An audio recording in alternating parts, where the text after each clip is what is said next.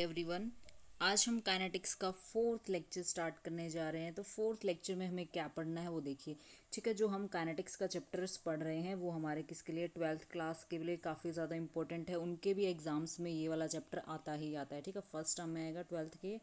ठीक है, जो बीएससी है, बीएससी के लिए भी काफ़ी ज़्यादा इंपॉर्टेंट है। आपकी जो बीएससी क्लास है, बीएससी के लिए भी काफ़ी ज़्यादा इंपॉर्टेंट है, क्योंकि वहाँ पर भी फर्स्ट सेमेस्टर में आपको दिया मिलेगा ये। ठीक है, अभी जो आपके सेकंड सेमेस्टर के एग्जाम चल रहे हैं उसके लिए हम ये पढ़ा रहे हैं। सेकंड सेमेस्टर में भी दिया है आपके ये। ठीक है, आपकी जो एमएससी क्लास है उसमें भी आपको दिया है, और जितने भी आपके कॉम्पिटिटिव एग्जाम्स होते हैं उसमें भी इसको दिया गया है। So be ready for your kinetics. और काइनेटिक्स के हम 3 लेक्चर, आई थिंक 3 लेक्चर्स हम इसके कंप्लीट कर चुके हैं।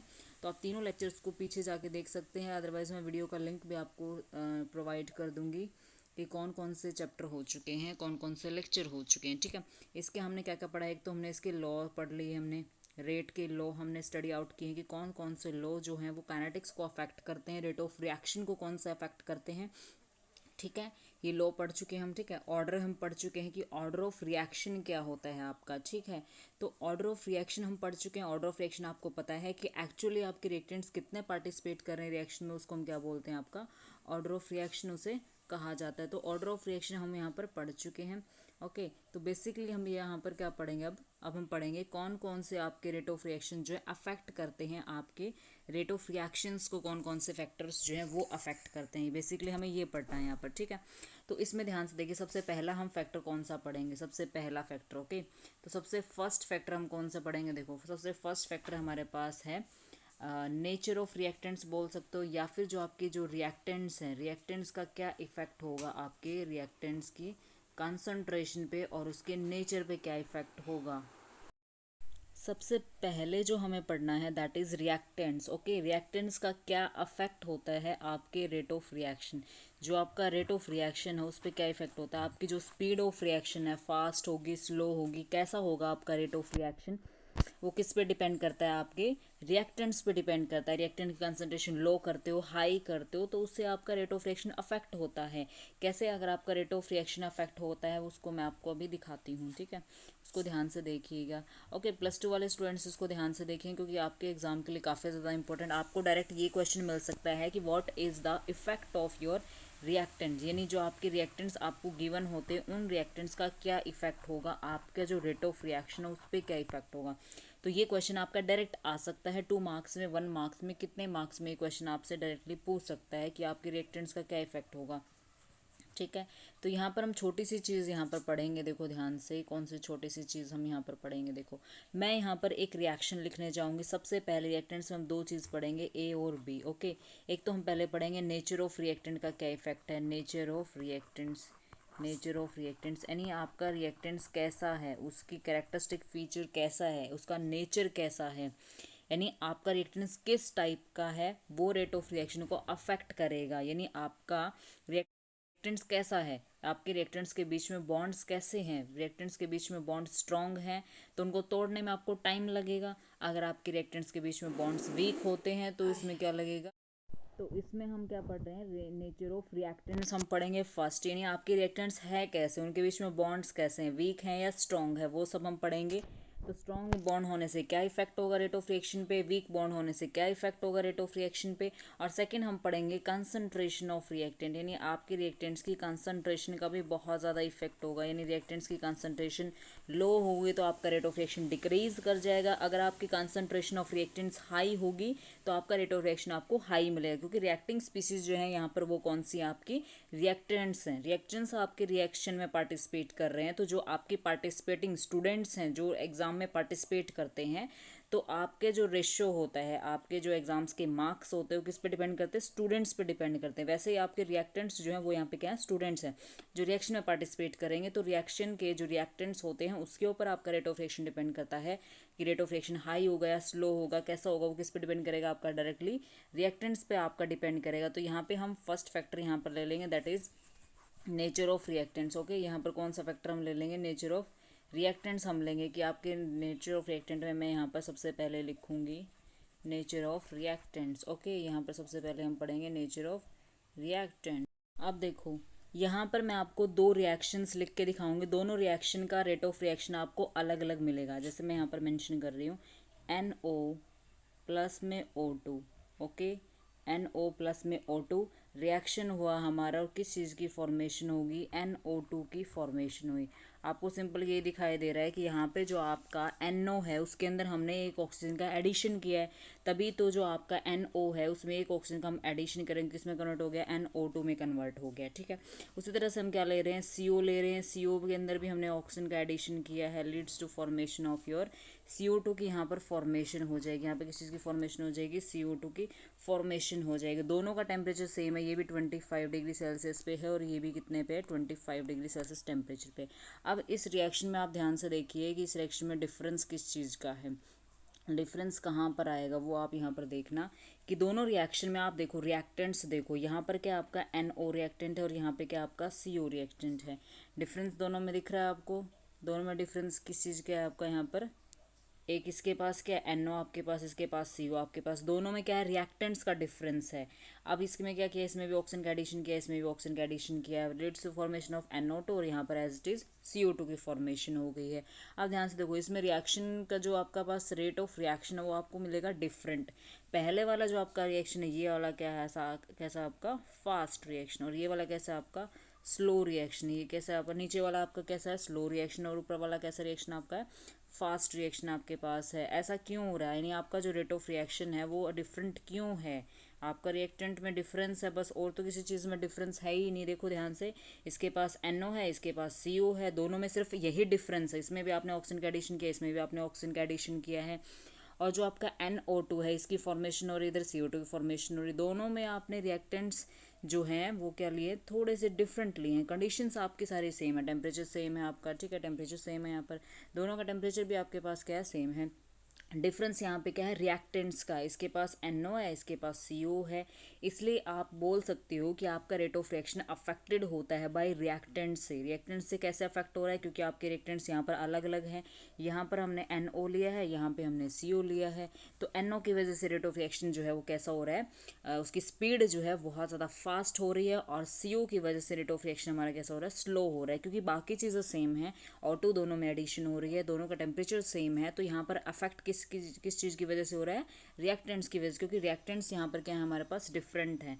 देखो ध्यान से, अब इसको सिंपल से मैं एक्सप्लेन करके बताती हूँ कि दोनों में डिफरेंस यानी स्लो, और किसी का रिएक्शन जो है स्लो है, किसी का रिएक्शन फास्ट है, ऐसा क्यों है, देखो ध्यान से, ऐसा इसलिए है, देखो जो आपके NO के मॉलिक्यूल्स के बीच में जो बॉन्डिंग होती है और CO के मॉलिक्यूल्स के बीच में बॉन्डिंग है, ये वाला हमने बताया कि NO से जो हमारे पास फॉर्मेशन ऑफ NO2 है, और CO से हमारे पास फॉर्मेशन ऑफ CO2 जो फॉर्मेशन हमारे पास हो रही है, दोनों में डिफरेंस किस चीज़ का है, यहाँ पर दोनों में डिफरेंस है रिएक्टेंट्स का। अब NO के बीच में जो बॉन्डिंग होती है वो कैसी होती है आपकी, वीक बॉन्डिंग होती है। इसमें क्या होती है, वीक बॉन्डिंग होती है, इसलिए इसका ईजिली बॉन्ड जो होता है ब्रेक हो जाता है। आपको मैंने प्रीवियस लेक्चर में एक्सप्लेन किया था कि आपके रिएक्टेंट्स जो होते हैं डिफरेंट होते हैं और उनके बीच में बॉन्डिंग्स भी डिफरेंट होती हैं। आपका रिएक्शन फास्ट इसलिए होता है क्योंकि उनके बीच में क्या होती है, वीक बॉन्डिंग हो जाती है, और वीक बॉन्ड को तोड़ा इजीली जा सकता है क्योंकि रिएक्टेंट्स के बीच में जो बॉन्ड्स होते हैं सबसे पहले हमें वो ब्रेक करने होते हैं, तभी हमारे पास न्यू बॉन्ड्स की फॉर्मेशन होती है, न्यू प्रोडक्ट्स की फॉर्मेशन होती है।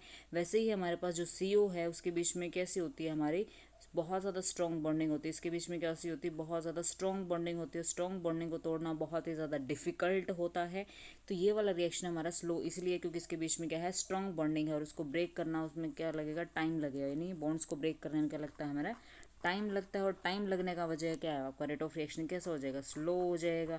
इसलिए आपके दोनों का रेट ऑफ रिएक्शन क्या डिफरेंट है। NO वाले का रेट ऑफ रिएक्शन बहुत ही फास्ट है और नीचे वाले का क्या है CO का बहुत ही स्लो है, क्योंकि उसमें रिएक्टेंट्स के बीच में बॉन्डिंग बहुत ज़्यादा स्ट्रॉन्ग होगा, उसको ब्रेक करने में आपको टाइम लगेगा, आपके रिएक्टेंट से प्रोडक्ट बनने में टाइम लगेगा। ओके, ये वाली चीज़ क्लियर है यहाँ पर। नेक्स्ट देखो, नेक्स्ट फैक्टर हम देखेंगे कंसंट्रेशन ऑफ रिएक्टेंट्स। ये हमारा कौन सा रहेगा, बी पार्ट रहेगा। हम रिएक्टेंट्स का इफेक्ट दे रहे हैं कि रेट ऑफ रिएक्शन पे क्या इफेक्ट होता है, आपके जो स्पीड ऑफ रिएक्शन है उस पर क्या इफेक्ट होता है कंसंट्रेशन ऑफ रिएक्टेंट्स का। ओके, तो यहाँ पर हमने कहा कि हमारे पास एक ग्राफ होता है जिसके अकॉर्डिंग आप ये बता सकते हैं कि आपका रेट ऑफ रिएक्शन स्लो क्यों है और फास्ट क्यों है। उस ग्राफ को मैं बताती हूँ। जैसे जैसे आपका रिएक्शन जो होता है फॉरवर्ड डायरेक्शन में जाता है, क्योंकि आपके पास स्टार्टिंग में क्या होते हैं, आपके पास रिएक्टेंट्स होते हैं, स्टार्टिंग में क्या होते हैं आपके पास रिएक्टेंट्स होते हैं, और ये रिएक्टेंट्स किस में कन्वर्ट हो जाते हैं, आपके प्रोडक्ट में कन्वर्ट हो जाते हैं। लेकिन जैसे से आपका स्टार्टिंग में टाइम ज़ीरो है, मान लो हमने रिएक्शन स्टार्ट किया जब हमारा टाइम ज़ीरो, मतलब रिएक्शन हमने स्टार्ट किया ही नहीं है, रिएक्शन स्टार्ट नहीं हुआ, अभी रिएक्टेंट्स हमारे पास 100% है, मतलब सारे के सारे रिएक्टेंट्स हमारे पास हैं, अभी हमारे पास प्रोडक्ट क्या है, ज़ीरो है। लेकिन जैसे हम देखेंगे टाइम, मान लो हमारे पास 2 मिनट हो गए, टाइम कितने हो गए हमारे पास 2 मिनट हो गए, तो टाइम बढ़ गया है।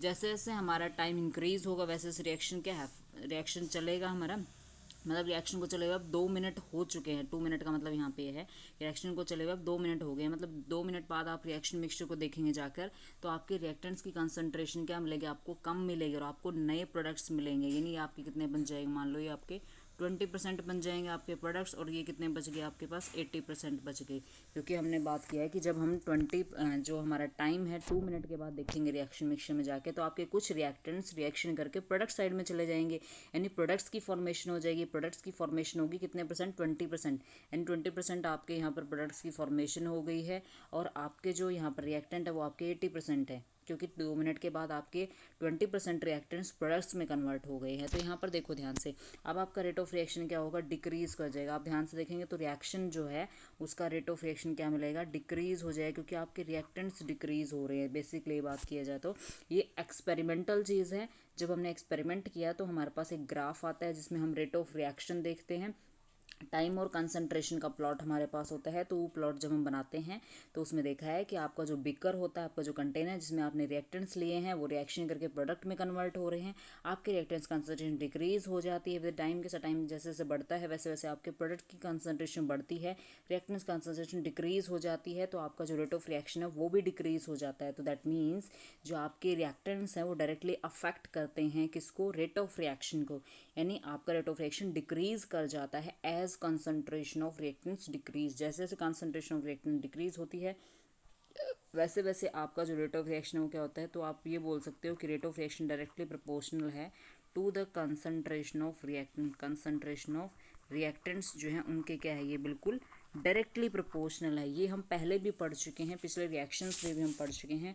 हमारे पास जो ग्राफ है वो ऐसे है, कंसंट्रेशन का हमने प्लॉट बनाया विद टाइम के साथ, तो हमारे पास प्लॉट ये वाला आता है, ठीक है। कंसंट्रेशन किसकी है, रिएक्टेंट्स की कंसंट्रेशन, यानी जब हम रिएक्टेंट्स की यहाँ पर कंसंट्रेशन लेते हैं तो टाइम के साथ देखो ये जो हमारे पास ऐसे प्लॉट आ रहा है ये हमारा डिक्रीजिंग प्लॉट है, जब आपका टाइम यहाँ पर क्या मिलेगा, यहाँ पर जीरो मिलेगा, ओरिजिन पे आपका टाइम जीरो मिलेगा, इधर आपका टाइम बढ़ रहा है, एक्स डायरेक्शन में आपका टाइम बढ़ रहा है और वाई डायरेक्शन में आपका इधर कंसंट्रेशन बढ़ती है, तो जब टाइम जीरो है यहाँ पर तो आपका क्या है, कंसंट्रेशन ऑफ रिएक्टेंट आप बोल सकते हो या फिर रेट ऑफ रिएक्शन आप बोल सकते हो। यहाँ पर हमने क्या लेना है, रेट ऑफ रिएक्शन हमने लिया है, ठीक है। तो रेट ऑफ रिएक्शन आपका टाइम जीरो पे यहाँ पर क्या है, हाई है, आपका रेट ऑफ रिएक्शन कैसा आपका हाई है टाइम जीरो पे। यहाँ पर आप रेट के साथ भी इसको प्लॉट कर सकते हैं, मैं इसको रेट के साथ प्लॉट करके दिखाती हूँ अभी आपको। आपने पीछे भी एक लॉ पढ़ा था, आपने क्या पढ़ा था, लॉ ऑफ मास एक्शन आपने पढ़ा था। लॉ ऑफ मास एक्शन भी तो आपको यही कहता है, लॉ ऑफ मास एक्शन, यानी आपका जो एक्शन कौन करेगा यहाँ पर, मास करेगा। रेट ऑफ रिएक्शन क्या था हमारे पास, according to law of mass rate of reaction directly proportional to concentration of reactants, आपके जो रिएक्टेंट्स होते हैं उनकी कंसंट्रेशन के डायरेक्टली प्रोपोर्शनल होता है, ये तो हम पढ़ चुके हैं।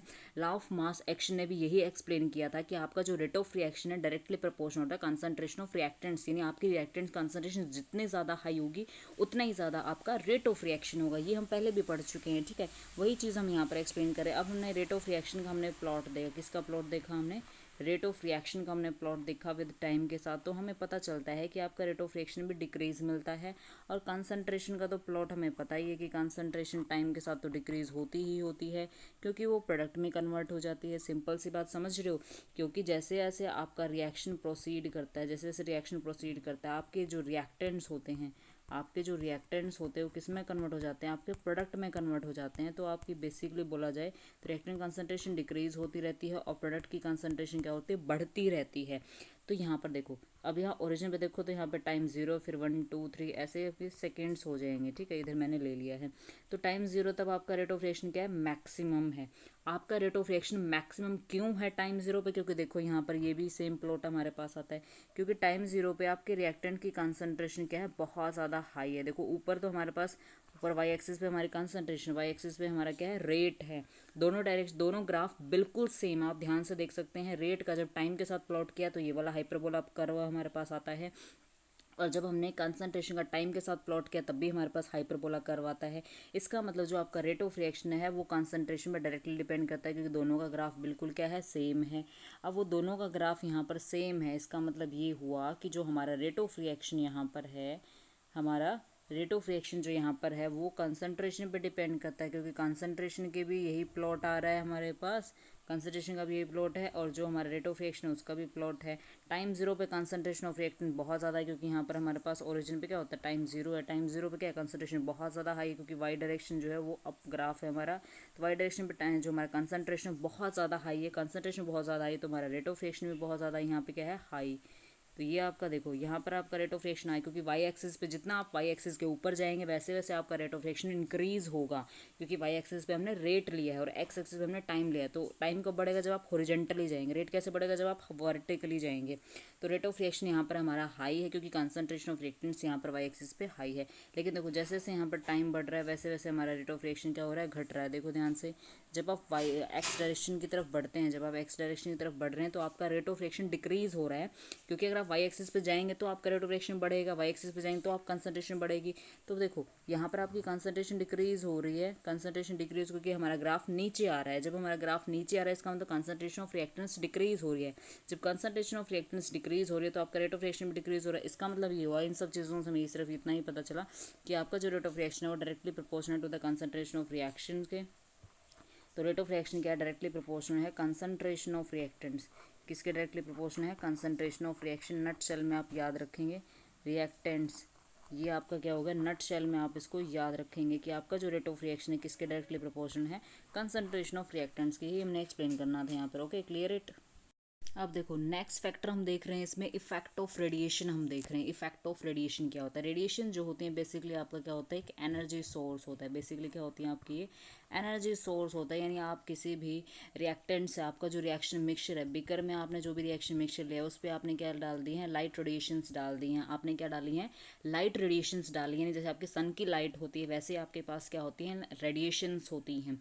रेडिएशंस जो होती हैं वो कहाँ से निकलती हैं, आपके रेडियो एक्टिव एलिमेंट से निकलती हैं। जैसे यूरेनियम हो गया आपके पास, रेडियम आपके पास होगी, ये आपके रेडियो एक्टिव एलिमेंट्स होते हैं जो बेसिकली किसके होते हैं, एफ ब्लॉक के एलिमेंट्स होते हैं। तो आपके पास जो एफ ब्लॉक के एलिमेंट्स होते हैं वो कैसे होते हैं, आपके रेडियो एक्टिव एलिमेंट्स होते हैं। और रेडियो एक्टिव एलिमेंट्स क्या प्रोवाइड करेंगे, आपको रेडिएशंस प्रोवाइड करेंगे। क्या प्रोवाइड करेंगे, रेडिएशंस आपको प्रोवाइड करेंगे। और जो रेडिएशंस होती हैं वो आपके रेट ऑफ रिएक्शन को इंक्रीज करती है। वो कैसे इंक्रीज करते हैं वो देखो ध्यान से। जो आपके पास रेडिएशन होती है, रेडिएशन किस चीज़ का सोर्स होते हैं, आपके पास एनर्जी का सोर्स होते हैं। किस चीज़ का सोर्स होते हैं, आपके पास एनर्जी का सोर्स होता है। मतलब जो आपकी रेडिएशंस होती हैं उनके अंदर एनर्जी होती है। अब एनर्जी को कौन एब्जॉर्व करेंगे, आपके रिएक्टेंट्स एब्जॉर्व करेंगे। कौन एब्जॉर्व करेंगे, रिएक्टेंट्स जो आपको गिवन होते हैं रिएक्शन मिक्सचर में, वो उसको क्या करेंगे, एब्जॉर्व करेंगे। तो रिएक्टेंट्स जो होते हैं वो एनर्जी को, रेडिएशंस जो होती है वो भी एक फॉर्म ऑफ एनर्जी होती है, उसको क्या करेंगे, एब्जॉर्व करेंगे। जब उसको एब्जॉर्व करेंगे तो सिंपल सी बात है, रेडिएशंस का एब्जॉर्प्शन होगा, रिएक्टेंट्स के पास एनर्जी आएगी, वो बहुत ज़्यादा एनर्जेटिक हो जाएंगे। जब जैसे तुम्हारे पास एनर्जी है तो तुम रिएक्शन में फास्टली पार्टिसिपेट करोगे। जैसे तुम्हें कोई चीज़ दी जाए तुम बहुत ज़्यादा फास्टली एक्टिवेट हो जाओगे उस रिएक्शन को करने के लिए। उसी तरह से जब रेडिएशन जो प्रोवाइड की जाती है उनके अंदर भी क्या होती है, एनर्जी होती है। तो उनका जो रेट ऑफ रिएक्शन है वो भी क्या हो जाता है, हाई हो जाता है। और स्पेशली कुछ ऐसे रिएक्शंस होते हैं जो सिर्फ प्रेजेंस ऑफ रेडिएशन में ही होते हैं। कुछ ऐसे रिएक्शन कैसे होते हैं जो सिर्फ रिएक्टेंट्स, कुछ ऐसे रिएक्शन है स्पेसिफिक मेंशन कर देती हूँ, formation of HCl, H2 plus में Cl2 की फॉर्मेशन होती है, HCl की फॉर्मेशन। ये जो HCl की फॉर्मेशन वाला ये जो रिएक्शन होता है ये एक फोटोकेमिकल रिएक्शन होता है जो सिर्फ लाइट की प्रेजेंस में होता है, फोटोन की प्रेजेंस में होता है। इसको क्या बोलते हैं, फोटोकेमिकल रिएक्शन, जो सिर्फ लाइट की प्रेजेंस में होते हैं। तो ये जो HCl की फॉर्मेशन होती है ये वाला रिएक्शन कैसा है, आपका फोटोकेमिकल रिएक्शन है। फोटोकेमिकल, फोटो का मीन्स यहाँ पे क्या है, फोटो का मीन्स यहाँ पे क्या है, लाइट है। केमिकल रिएक्शन हो रहा है, दैट मीन्स लाइट की प्रेजेंस में एक रिएक्शन हो रहा है। कौन सा, फोटोकेमिकल रिएक्शन, जो सिर्फ लाइट की प्रेजेंस में होता है। ना तो उसके लिए हमें टेम्परेचर चाहिए, ना इसके लिए हमें कोई और कंडीशंस चाहिए। तो आपका रेट ऑफ रिएक्शन किस पे डिपेंड हुआ है, रेडिएशंस पे, रिएक्टेंट्स पे डिपेंड नहीं करेगा। जो यहाँ पर आप लाइट रेडिएशन डालेंगे, HNO क्या आपका सोर्स ऑफ लाइट है, जब आप सोर्स ऑफ लाइट इसमें डालेंगे तो आपका रेट ऑफ रिएक्शन बहुत ज़्यादा हाई हो जाएगा। और कुछ रिएक्शन मैंने बताया आपको एग्जाम्पल, ये सिर्फ फोटोकेमिकल रिएक्शन सिर्फ लाइट की प्रेजेंस में होते हैं। तो इसमें रेट ऑफ रिएक्शन जो है रिएक्टेंट्स पे डिपेंड नहीं करता है, वो रेडिएशंस पे डिपेंड करता है। जितने ज़्यादा आप रेडिएशंस ऐड करेंगे उतने ज़्यादा रेट ऑफ रिएक्शन हाई हो जाएगा। ओके, अब देखो नेक्स्ट हमारे पास है इफेक्ट ऑफ कैटलिस्ट हमारे पास होता है, यानी आपको पता है कि किसी भी रिएक्शन, मान लो हम कोई रिएक्शन करवा रहे हैं, हम कोई भी रिएक्शन करवा रहे हैं, वो रिएक्शन हमारे पास क्या होता है, स्लो रिएक्शन है हमारा, ठीक है। कोई भी रिएक्शन कर रहा है वो काफ़ी स्लो है, उसकी स्पीड काफ़ी कम है, बहुत आराम से हो रहा है, 10 घंटे 15 घंटे, मतलब काफ़ी दिनों में काफ़ी महीनों में कोई रिएक्शन हो रहा है, लेकिन हमने उसमें क्या डाल दिया, कैटलिस्ट हमने डाल दिया। कैटलिस्ट डालते ही हम देखते हैं कि हमारा रिएक्शन बहुत फास्ट हो जाता है, कुछ सेकेंड्स में हो जाता है, कुछ मिनट्स में हमारा रिएक्शन हो जाता है, कुछ रिएक्शन कैसे में हो जाता है, कुछ मिनट में, या कुछ रिएक्शंस जो होते हैं हमारे किस में हो जाते हैं, कुछ सेकंड्स में हमारा रिएक्शन हो जाता है। हम देखते हैं कि रिएक्शन पहले तो बहुत ही स्लो था, जैसे हमने उसमें रिएक्टेंट डाला तो हमारा रिएक्शन क्या हो जाता है, फास्ट रिएक्शन हमारे पास हो जाता है। इसका मतलब कैटलिस्ट ने कुछ ना कुछ काम तो किया है यहाँ पे, क्योंकि हमारा टाइम जो है वो इसने क्या किया, डिक्रीज किया है, दैट मीन्स इसने कुछ ना कुछ काम किया है। तो बेसिकली जो आपके कैटलिस्ट होते हैं वो रेट ऑफ रिएक्शन जो है उसको इंक्रीज करते हैं, स्पीड ऑफ रिएक्शन जो है उसको क्या करते हैं, इंक्रीज करते हैं। तो कैटलिस्ट का काम क्या होता है, वो क्या करते हैं, रेट ऑफ रिएक्शन जो आपके पास होता है, उस रेट ऑफ रिएक्शन जो है, रेट ऑफ रिएक्शन को ये क्या करते हैं, बढ़ाते हैं, हमेशा इंक्रीज करते हैं, डिक्रीजिंग भी होते हैं, लेकिन बेसिकली जो आपके कैटलिस्ट होते हैं वो क्या होते हैं, रेट ऑफ रिएक्शन को हमेशा इंक्रीज करते हैं, ठीक है। क्या करते हैं, वो जो एक्टिवेशन एनर्जी हमें चाहिए होती है रिएक्शन के लिए, एक्टिवेशन एनर्जी, एक एक्स्ट्रा एनर्जी हमें चाहिए होती है रिएक्शन को करवाने के लिए, उसको बोलते हैं एक्टिवेशन एनर्जी। तो एक्टिवेशन एनर्जी जो होती है उसको क्या कर देते हैं, डिक्रीज कर देते हैं। किसी भी रिएक्शन को हमें फॉरवर्ड डायरेक्शन में लेके जाना है, उसके लिए हमें एक्स्ट्रा एनर्जी प्रोवाइड करनी पड़ती है, उस एनर्जी को बोलते हैं एक्टिवेशन एनर्जी। तो उस एनर्जी को ये क्या कर देते हैं, डिक्रीज कर देते हैं कैटलिस्ट। क्यों क्या करते हैं ये, जैसे देखो हम कहते हैं हमें यहाँ से दिल्ली जाना है, ठीक है, बहुत सारे रास्ते हैं, आप रोहतक होके जा सकते हो, किसी और गांव के रास्ते से भी होके जा सकते हो, लेकिन अगर आप एक अच्छी सड़क से जाएंगे तो आप जल्दी पहुंच जाएंगे। तो वैसा ही रिएक्टेंट का काम है, रिएक्टेंट क्या करता है, आपको एक अल्टरनेट पाथ प्रोवाइड करता है, अल्टरनेट मतलब एक अच्छा सा साफ सुथरा पाथ प्रोवाइड करता है, पाथ समझते हो ना, रास्ता। तो एक जो आपका कैटलिस्ट होता है इसका काम क्या है, एक अच्छा सा पाथ प्रोवाइड करना होता है, जहाँ पर उसको मेहनत कम करनी पड़े, गाड़ी जो है आपकी, जो आपका रिएक्शन है उसको होने के लिए काफ़ी कम टाइम लगता है, वो काम किसका, यहाँ पर रिएक्टेंट का है।